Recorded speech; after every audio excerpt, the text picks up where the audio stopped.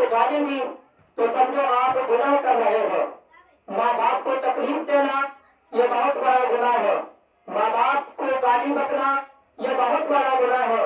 ماں باپ کے ساتھ اچھے سے نہ برتاؤ کرنا یہ بھی بہت بڑا گناہ ہے. یعنی ماں باپ کو گھر سے دھکے دے کر کے نکال دینا یہ بھی اس سے بڑا گناہ ہے.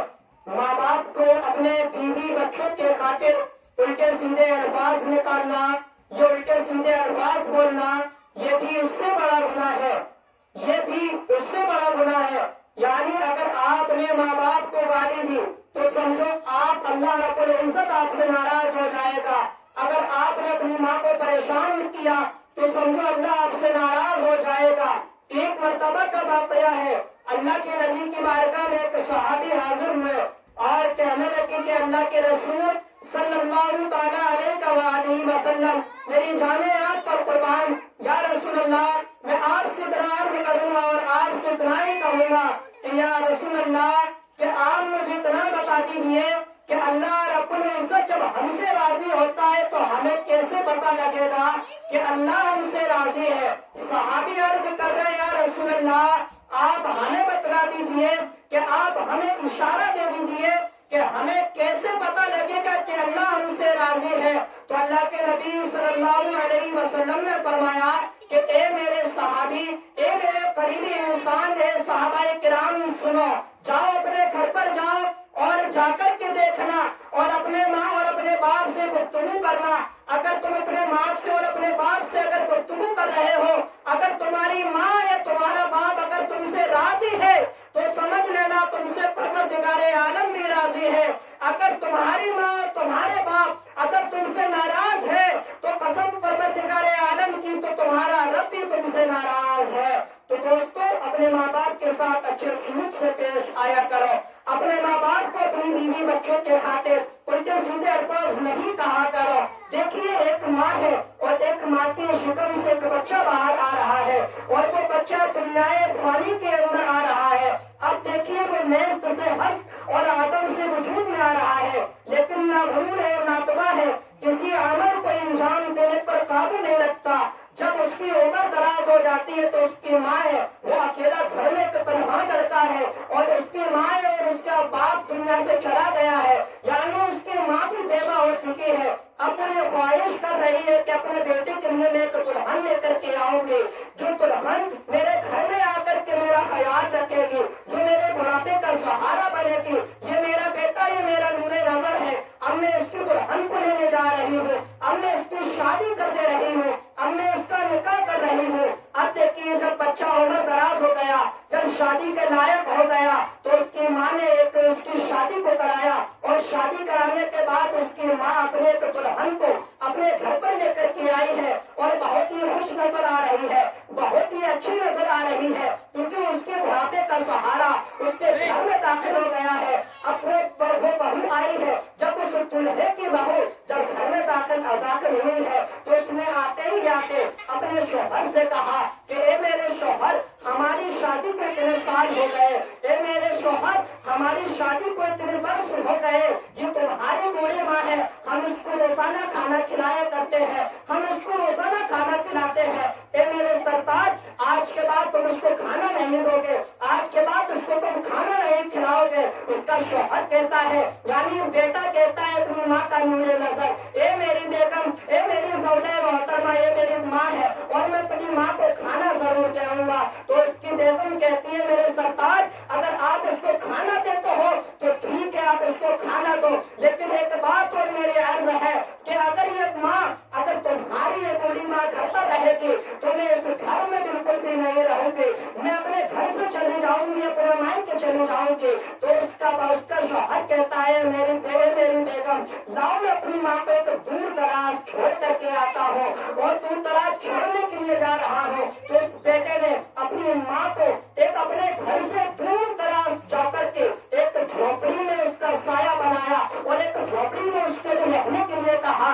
لیکن ماں اس وقت بھی خوش نظر آ رہی ہے اور اپنے بیٹے کو دعائیں دیتی ہوئی نظر آ رہی ہے. میرے بیٹے اللہ تمہیں ہمیشہ خوش رکھے، تمہاری کی جوڑی کو اللہ ہمیشہ سلامت رکھے۔ اب وہ بیٹا اپنی ماں کو ایک دور جا کر کے ایک جھونپڑی میں چھوڑ آتا ہے، اور چھوڑنے کے بعد وہ بیٹا روزانہ صبح شام اپنی ماں کو کھانا دینے کے لیے جاتا ہے۔ روزانہ صبح شام کا وقت ہے، روزانہ وہ کھانا دینے جا رہا ہے، وقت کی کمی ہے۔ اب وہ بیگم کہتی ہے، اس بیٹے کی یہ بہو کہنے لگی کہ میرے سرتاج، اے میرے شوہر، تم روزانہ اس کو کھانا دینے کے لیے جاتے ہو، اس بوڑھی ماں کو روزانہ کھانے کے لیے دینے جاتے ہو، آج کے بعد تم اس کو کھانا نہیں دو گے، آج کے بعد تم اس کو کھانے کے لیے نہیں دو گے۔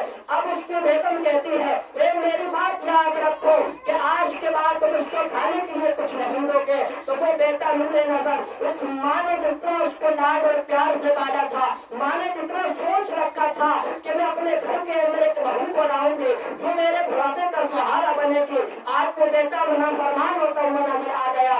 آج وہ بیٹے کی بہو بھی نافرمان ہو گئے۔ اب وہ بیٹا ماں کو کھانا بھی دینے نہیں جا رہا، اب روزانہ ملاقات کرنے کے لیے جاتا ہے۔ اب وہ بیٹا روزانہ ملنے کے لیے جاتا ہے۔ اب اس کی بہو کہتی ہے، اے میرے سرتاج، اب تم روزانہ اس کو ملاقات کے لیے جاتے ہو، اب میں جب مانوں گی جب تم اپنی ماں کا کلیجہ میرے سامنے لا کر کے رکھ دو گے۔ اب اس بیٹے کو دیکھو، اب وہ بیٹا جا رہا ہے، اپنے ٹفن کو لے کر کے کھانے کے لیے ماں کو جا رہا ہے، اب ماں کے پاس کھانے دینے کے لیے جا رہا ہے، اور ہاتھ میں ایک چھری ہے، ہاتھ میں ایک چاقو کو لے کر کے جا رہا ہے، اور بیٹا چاقو کو پیچھے پیٹھ پر دبکا رہا ہے اور ٹفن ہاتھ میں لے کر کے جا رہا ہے۔ اب روز کی ماں، اب اس بیٹے کی ماں انتظار کر رہی ہے کہ میرا بیٹا کھانا لے کر کے آ رہا ہوگا، کہ میرا نور نظر میرے لیے کھانے لے کر کے آ رہا ہوگا۔ جب بیٹا آ گیا، اور بیٹا آنے کے بعد اب چاقو پیچھے چھکا کر کے آ رہا ہے، اب وہ بیٹا آیا، قریب آیا، اور ماں کہتی ہے، میرے نور نظر، تمہیں آنے میں اتنی دیر کیسے ہو گئی، تمہیں آنے میں اتنی دیر کیسے ہو گئی؟ اتنا کہنا تھا، بیٹے نے پیچھے سے چاقو کو نکالا، اور چاقو نکالنے کے بعد اپنے ماں کے شکم پر حملہ کر دیا، اور حملہ کرنے کے بعد اس ماں کا دل کو، اس ماں کے شکم کو باہر نکال لیا، اور ماں کے کلیجے کو باہر نکالنا تھا، اور ماں بے ہوش ہو گئی، انتقال کر چکی تھی۔ اب وہ ماں کا دل لے کر کے آ رہا ہے، اور ماں کا دل لینے کے بعد اپنی بیگم کے پاس جاتا ہے، اور بیگم کے پاس جا رہا تھا، جب جاتے جاتے اس کو ایک ٹھوکر سے، اس کو ایک اینٹ سے ٹھوکر پڑے، اور ٹھوکر پڑنے کے بعد اس کا ماں کا دل الگ ہو گیا، وہ چاقو الگ ہو گیا، وہ کھانے کا ٹفن بھی الگ ہو گیا۔ لیکن جب وہ بیٹا گر گیا، وہ بیٹا گرنے کے بعد جب وہ دل کی طرف جاتا ہے، جب وہ کلیجے کی طرف جاتا ہے، اس کلیجے کو اٹھانے کے لیے جاتا ہے، تو کلیجے سے آواز آتی ہے کہ اے میرے بیٹے، کہیں تمہیں تکلیف تو نہیں ہوئی، اے میرے بیٹے کہیں تمہیں چوٹ تو نہیں آئی؟ لیکن ابھی بھی ماں کا دل بول رہا ہے۔ اسی وقت اس نے اپنے ماں کے دل کو چھوڑ دیا، اور چھوڑنے کے بعد توبہ کرنے لگا کہ میری ماں کے دل میں سے ابھی بھی آواز آ رہی ہے کہ اے میرے نور نظر، ابھی بھی تم کو تکلیف تو نہیں ہوئی، یا تمہیں کوئی چوٹ تو نظر نہیں آئی؟ اے میرے پیارے محترم دوستو، ماں کا دل بہت نرم ہوا کرتا ہے، ماں کا دل موم بتی سے زیادہ بھی نرم ہوا کرتا ہے، شیشے سے بھی زیادہ ماں کا دل ہوا کرتا ہے۔ اپنی ماں کو کبھی تکلیف نہیں دینا، اپنے باپ کو کبھی تکلیف نہیں دینا۔ اگر تم نے اپنے باپ کو تکلیف دی تو سمجھو عرش اعظم پر میرا رب ناراض ہو رہا ہے، اگر تم نے اپنی ماں کو تکلیف دی تو سمجھو پروردگار عالم بھی ناراض ہو رہا ہے۔ اپنے ماں باپ کے ساتھ اچھا برتاؤ کرنا، اپنے ماں باپ کے ساتھ اچھا سلوک سے پیش آنا، اپنے ماں باپ کو گالی نہ دینا، اپنے ماں باپ کی فرما برداری کرنا۔ اگر یاد رکھو، اگر تم نے اپنے ماں باپ کے ساتھ میں اچھا برتاؤ نہیں کیا، اچھا سلوک نہیں کیا، تو تمہارا پروردگار عالم بھی تم سے ناراض ہوتا ہوا